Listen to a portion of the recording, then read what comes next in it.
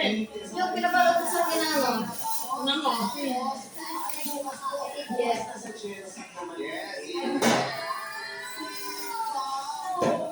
Hiyahan ka sa breadwinner of the movie. Kami pupunta doon lang.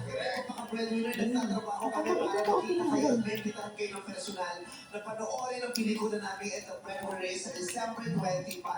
Rated PG po yan, ang buong pamilya po yan. Nakakatawa, nakakaiyak, lahat ng emosyon mararamdaman, hahalakak, sisipunin, lahat hanggang sa pagkatapos tututunin. Kaya panoorin niyo po at The Breadwinner is directed by Jul Lopez Lana. Ito siya lagi.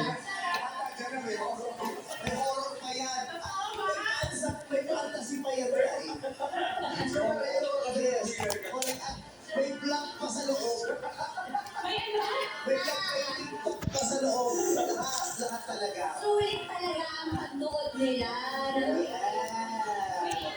Considering June na ay acclaimed director. Hindi natin nababanggit eh. Ano yan?